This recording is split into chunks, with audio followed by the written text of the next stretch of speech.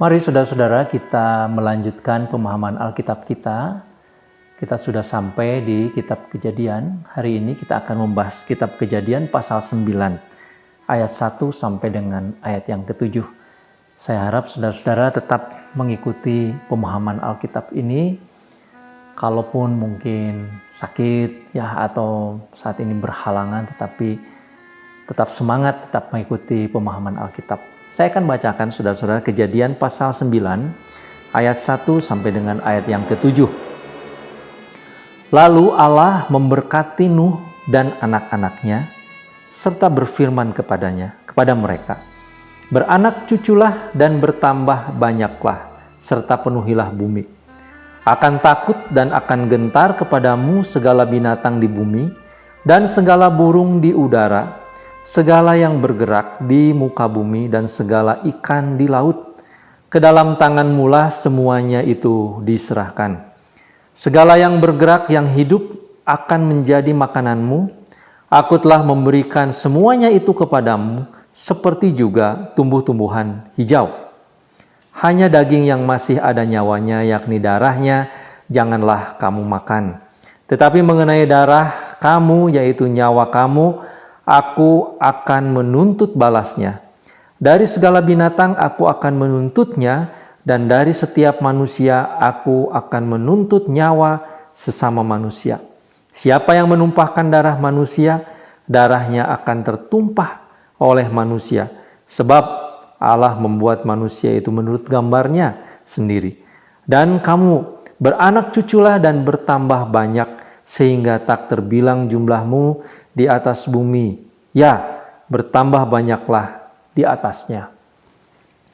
Saudara-saudara, sesudah Nuh memberikan persembahan kepada Tuhan dan Tuhan mengucapkan janji, lalu pada bagian ini kita membaca kembali bahwa Tuhan berfirman.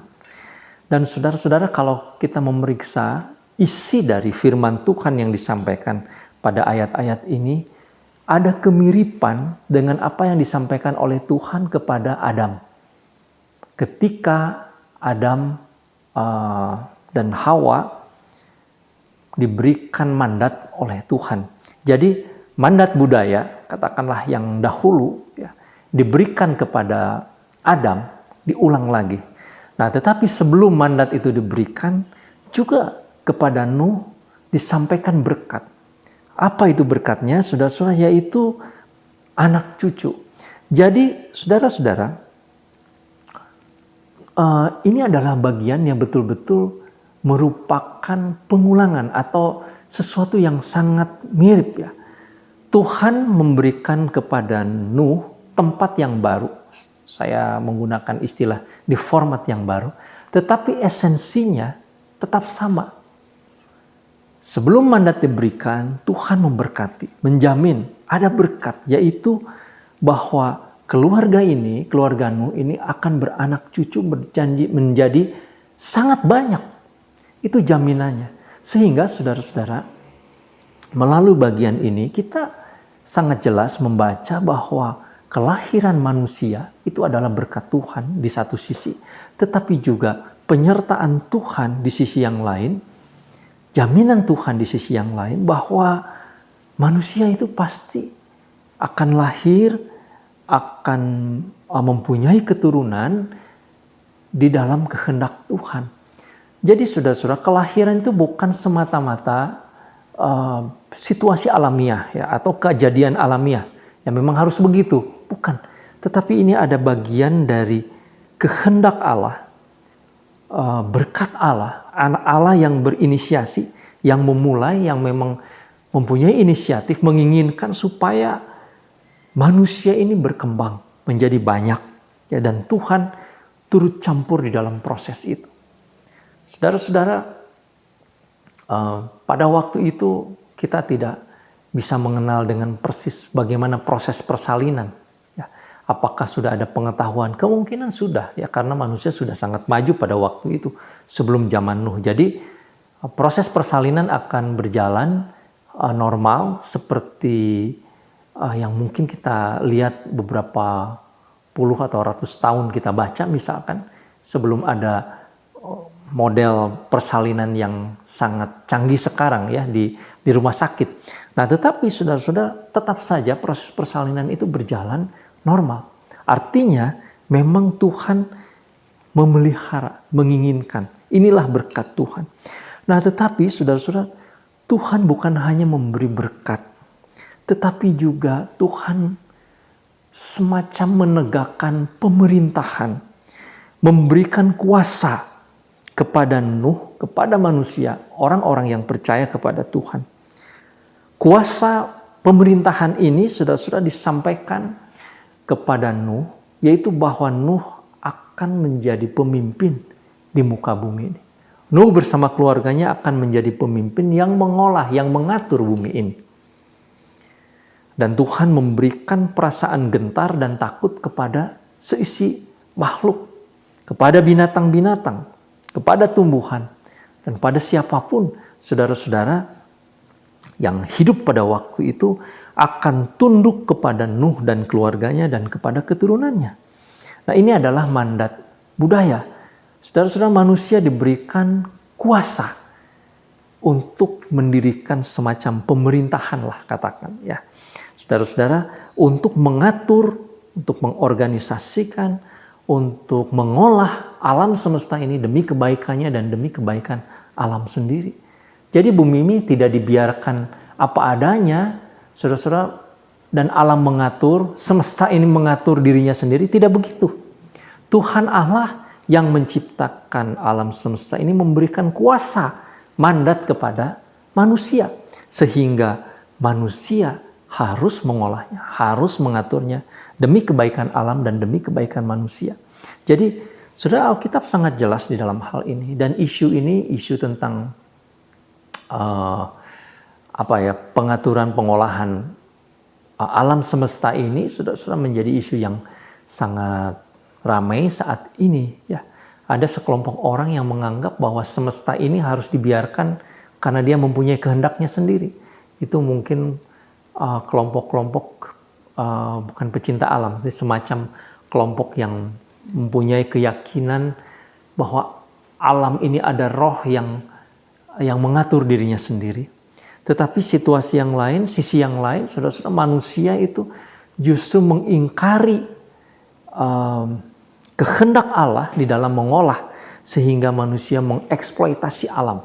Nah, ini dua kelompok yang bertentangan. Sebenarnya Tuhan Allah dari sejak awal memberikan perintah yang jelas.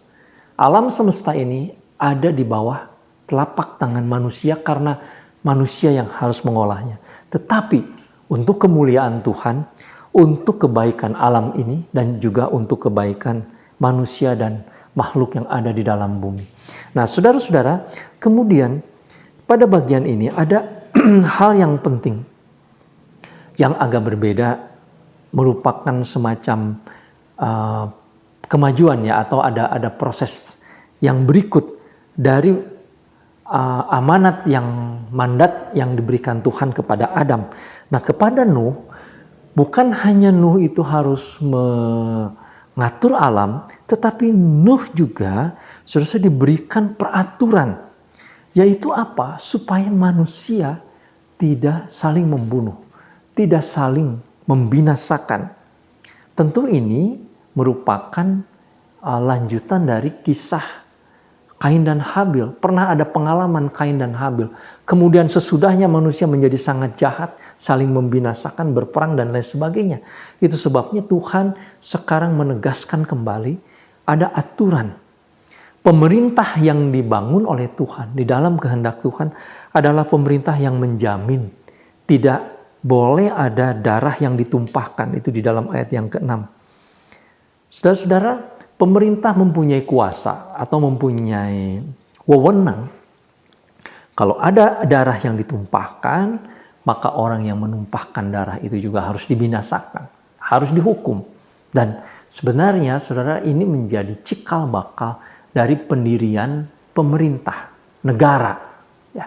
Negara itu menjamin hak asasi manusia, yaitu hak hidup. Tidak boleh siapapun, saudara-saudara, yang dibunuh. Tidak boleh. Manusia yang dihidupkan oleh Tuhan karena Tuhan menjamin bahwa manusia akan punya keturunan, maka manusia tidak boleh membunuh atau membinasakan sesamanya untuk alasan apapun sebetulnya. Nah, saudara-saudara, hukum harus ditegakkan, dan ini menjadi dasar dari pendirian atau menjadi sifat ya dari pemerintahan yang dibentuk. Nanti di dalam perkembangannya, saudara-saudara, ketika ada sebuah komunitas masyarakat yang baru ya, sebuah kelompok masyarakat sosial, kemudian nanti mungkin di dalam perkembangan lanjutnya menjadi sebuah kekaisaran, menjadi sebuah negara, prinsip ini tidak berubah. Seharusnya pemerintah menjamin kelangsungan hidup masyarakatnya, penduduknya. Ini yang penting yang harus kita perhatikan. Dari sejak awal, saudara-saudara, Tuhan sudah memberikan perintah ini, dan perintah ini menjadi sangat jelas ya. Saudara yang dikasihi Tuhan, apa artinya bagi kita pada saat ini? Kita yang hidup di zaman postmodern ya. Zaman modern sudah lewat, dan kita sudah melewati satu zaman atau sedang menjalani kehidupan di zaman yang sangat baru, saudara, global, ya, batas-batas dunia menjadi sangat tidak jelas karena kita akan memiliki bahasa yang sama dengan kemampuan teknologi yang sedemikian, saudara-saudara. Maka pada saat ini kadangkala orang berpikir bahwa nilai manusia itu menjadi sangat murah. Ya. Nilai manusia itu menjadi relatif, ya, bergantung kepada kemauan dan kepentingan orang yang mempunyai kuasa. Kalau yang punya kuasa itu negara, mungkin negara.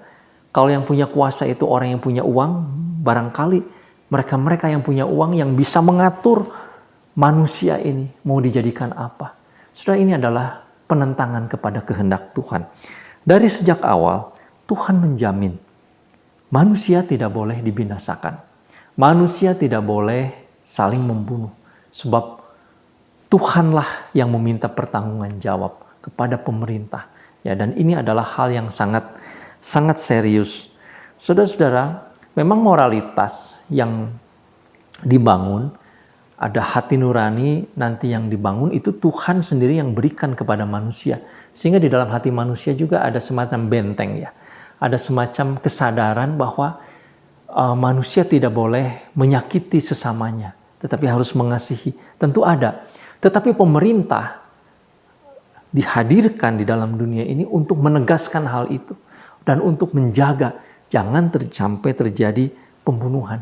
Jadi saudara-saudara, ketika Nuh akan membangun sebuah masyarakat yang baru, tatanan yang baru di dalam dunia yang baru dengan alam semesta yang baru, Tuhan memberikan prinsip ya, bagaimana masyarakat itu nanti akan berkembang. Anak cucu dari Nuh ini berkembang. Ya, mereka harus saling mengasihi, mereka harus saling mendukung, saling mendorong. Mereka harus saling membangun satu dengan yang lain, bukan saling membinasakan. Saudara-saudara nanti lihat di pasal yang ke-10, ketika masyarakat sudah berkembang lagi menjadi sangat banyak, memang nanti akhirnya ada kelompok-kelompok masyarakat. Ada negara yang dibangun, ada raja yang baru. Saudara-saudara, itu sesudah barangkali ratusan tahun atau ribuan tahun sesudahnya. Jadi, saudara-saudara, ini adalah prinsip yang penting yang menjadi dasar. Dan saya yakin prinsip inilah yang harus dipegang juga di dalam kehidupan masyarakat pada saat ini. Saudara, kita harus mendoakan pemimpin kita, pemerintah kita, supaya pemerintah kita bisa menjalankan tugas yang penting, amanat yang penting ini, yaitu agar hak asasi manusia itu tetap ditegakkan. Tentu dengan hukum yang sudah diatur, ya.